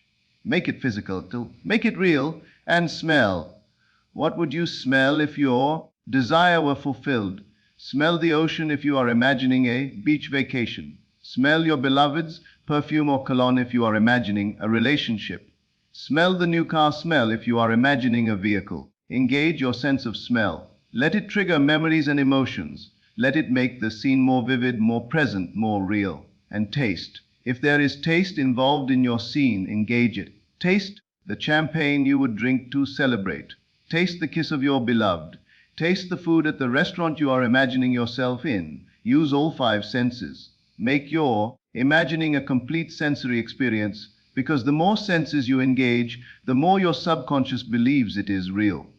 And when your subconscious believes it is real, it proceeds to make it real in your outer world. Let me tell you now about something that is absolutely critical to success with this law, and that is self-concept. Your self-concept is the collection of beliefs you hold about yourself, the image you have of who and what you are. And your self-concept determines what you can and cannot manifest, because you cannot consistently manifest something that is out of alignment with your self-concept. You cannot be in a loving relationship if you see yourself as unlovable. You cannot be wealthy if you see yourself as someone who struggles with money. You cannot be successful if you see yourself as a failure. Your self-concept acts as a filter. It determines what assumptions you can hold, what states you can occupy, what desires you can manifest. And so if you want to change your life dramatically, you must first change your self-concept. You must revise the image you hold of yourself. You must begin to see yourself differently. Not as you are now, not as you have been, but as you wish to be. Because the sound of the door closing. If you are imagining yourself in a relationship, hear your beloved's voice. Hear them calling your name. Hear them saying, I love you. Engage your sense of hearing and touch. What would you touch if your desire were fulfilled? Touch the objects in your imagined scene. Feel their texture. Feel their temperature. Feel their weight. If you are imagining yourself wealthy, touch the money. Feel the bills in your hand. Feel the steering wheel of your new car. Feel the fabric of your new clothes. Engage your sense of touch. Make it physical. Make it tactile. Make it real. And smell. What would you smell if your desire were fulfilled? Smell the ocean if you are imagining a beach vacation. Smell your beloved's perfume or cologne if you are imagining a relationship. Smell the new car smell if you are imagining a vehicle. Engage your sense of smell. Let it trigger memories and emotions. Let it make the scene more vivid, more present, more real. And taste.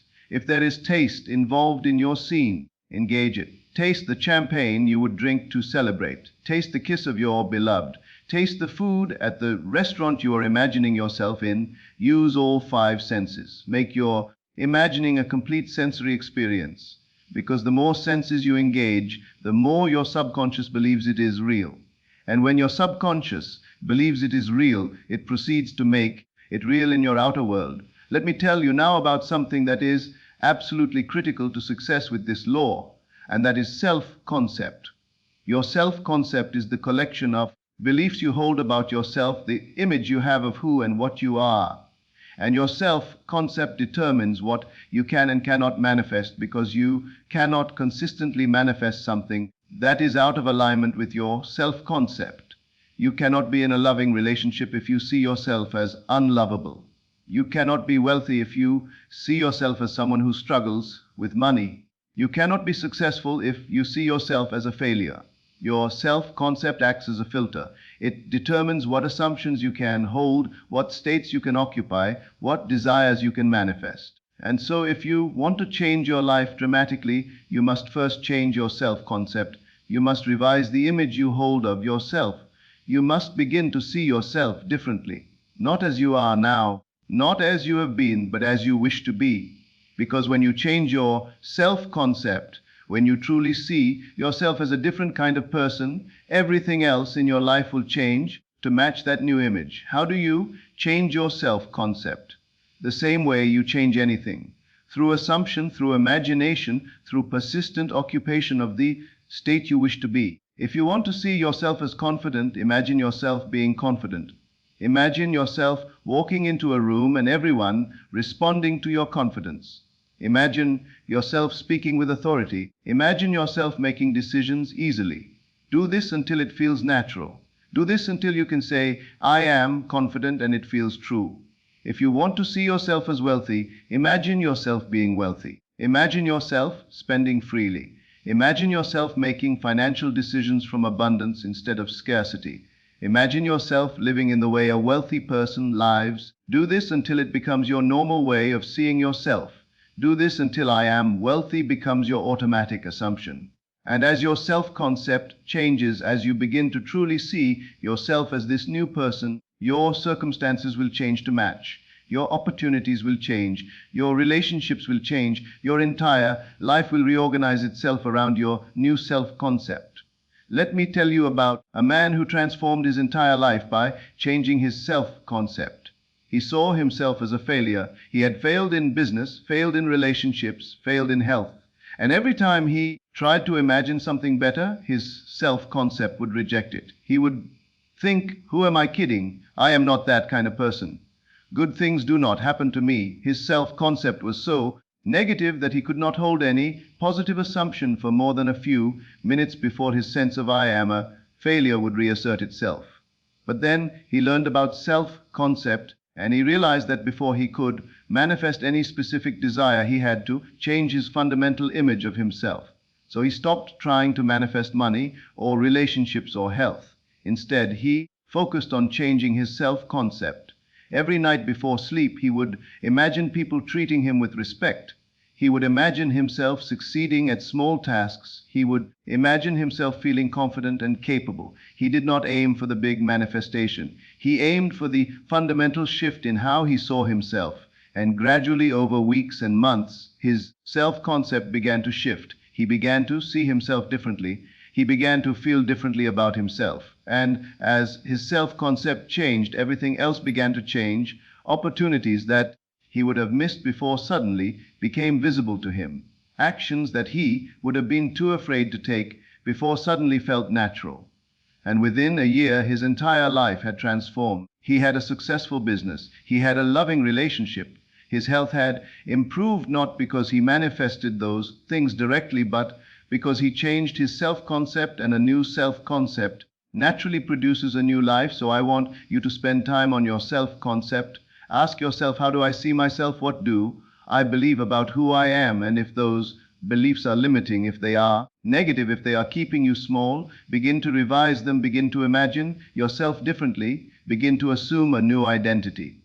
Begin to say, I am differently. Because your self-concept is the foundation of everything you will ever manifest. And if the foundation is weak or broken, nothing you build on it will stand.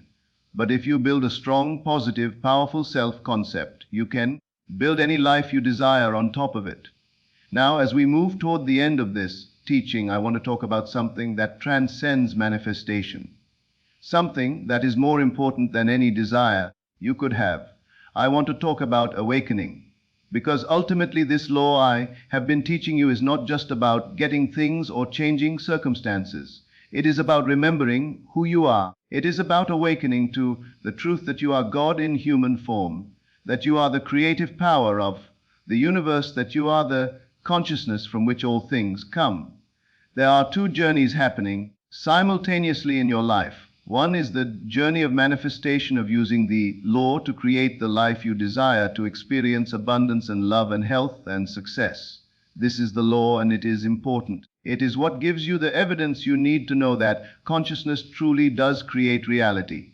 But the other journey is the journey of awakening, the journey home to your true self. This is the promise. And the promise is not something you create. It is something that happens to you when you have fulfilled your purpose, when you have learned what you came here to learn. The promise includes the four mystical experiences I mentioned earlier: the birth of the divine child from your own skull, the awakening of the serpent, your own spinal column, coming alive and rising, the tearing of the temple veil, which is your skull, being split from top to bottom so that the divine light can be born from you, and David, the personification of the humanity you created, calling you Father. These experiences will come when they are meant to come. You cannot force them. You cannot manifest them through the law. They come according to grace, according to the divine plan that was set before the foundation of the world. But until they come, you have the law, and the law is enough. The law is what allows you to transform your life, to experience the joy and abundance and love that you came here to experience. The law is what proves to you that you are not a victim, that you are not powerless, that you are not at the mercy of external forces. The law is what teaches you that consciousness is the only reality. And once you truly understand that, once you have lived it and proven it and seen it work in your life over and over again, you are ready for the promise. You are ready to fully awaken to who you are. So do not wait for the promise. Do not put your life on hold thinking that only awakening matters and manifestation is somehow less spiritual or less important. Use the law, master the law, transform your life through the law. Because in mastering the law, you are preparing yourself for the promise. In changing your consciousness, you are training yourself to recognize that you are consciousness itself. In creating your world, you are learning that you are the creator. And when the time comes, when you have fulfilled your purpose, the promise will unfold within you. And you will know with absolute certainty that everything I have taught you is true. I want to close now by giving you a vision, a possibility of what your life could look like when you fully embrace this law and live from it consistently. Imagine waking up every morning knowing that you are the creator of your day, knowing that whatever you assume about your day will be your day. Imagine going through your life without fear, without anxiety, without the constant worry about whether things will work out, because you know that you are the operant power. You are the one determining what works out and what does not. Imagine having complete confidence in your ability to change any circumstance, to heal any relationship, to create any condition you desire. Imagine looking at problems not as threats but as opportunities to apply the law to demonstrate your creative power to transform what is into what you wish it to be. Imagine never again feeling like a victim, never again feeling powerless, never again feeling at the mercy of external forces, because you know that there are no external forces.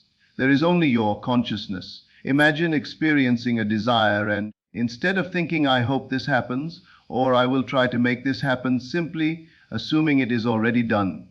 Imagine the peace of living in the end of resting in, the Sabbath of knowing that what you have assumed in consciousness must appear in form. Imagine the freedom of no longer being controlled by circumstances, by other people's opinions, by what appears to be possible or impossible, because you know that all circumstances are just reflections, and reflections change when you change what you are reflecting. This is not fantasy. This is available to you right now. This is what I am offering you tonight. Not a technique, not a trick, not a method to get what you want so that you can continue living unconsciously. I am offering you a complete transformation of how you relate to reality itself. I am offering you the knowledge that will set you free from every limitation, every fear, every sense of powerlessness you have ever experienced. I am offering you the truth that you are God, and that when you fully accept this truth and live from it, your life becomes a deliberate act of creation instead of a random series of events happening to you. But this knowledge is not enough. You must apply it. You must test it. You must prove it to yourself. Do not take my word for it.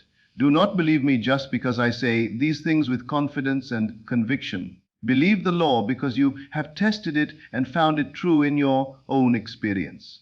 Believe yourself because you have assumed a state and watched it manifest. Believe your own I am because you have said I am and seen the universe. Say yes, you are. So tonight I am asking you to make a decision.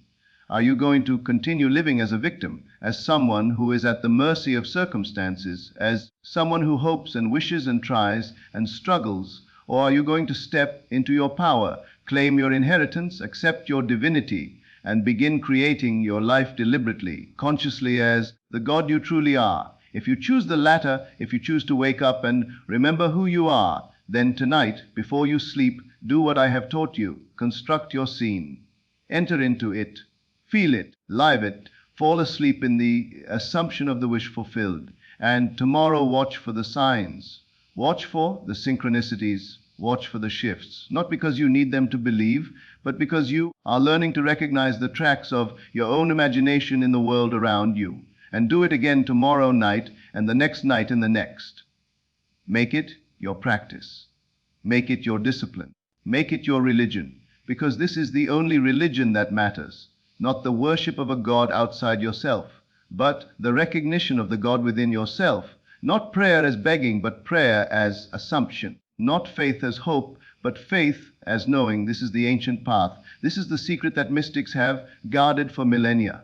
This is the truth that will set you free. You are not a human being trying to become spiritual. You are a spiritual being, a divine being, God Himself, temporarily experiencing yourself as human so that you can know yourself, so that you can experience yourself, so that you can create and play and learn and grow.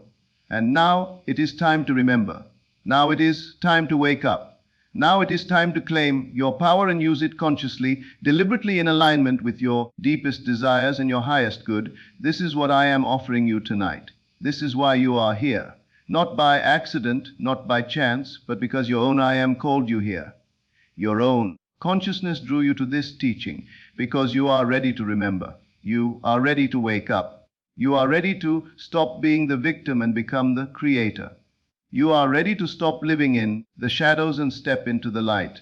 You are ready to know yourself as you truly are. So go now with this knowledge. Go with this power. Go with this confidence. You are God in human form. You are the consciousness that creates worlds. You are the I am that spoke and said, "Let there be light." And there was light. What you assume you become. What you imagine you create. What you feel to be true must manifest as your reality. This is law.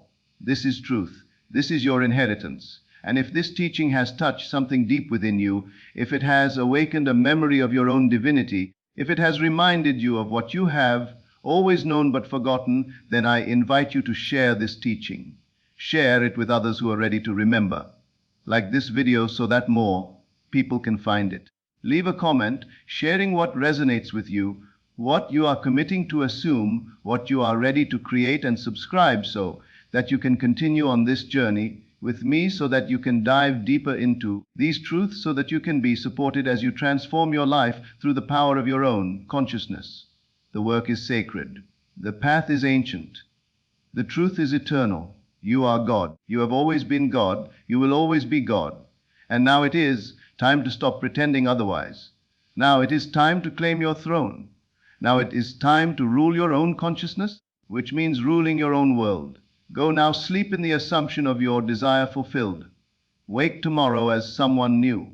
Not because tomorrow is different, but because you are different. Not because the world has changed, but because you have changed, and the world has no choice but to reflect that change back to you. I am the one who imagines. I am the one who creates. I am the consciousness that bends the universe. Not by force, but by assumption. My inner speech is the voice of God. My imagination is the hand of God.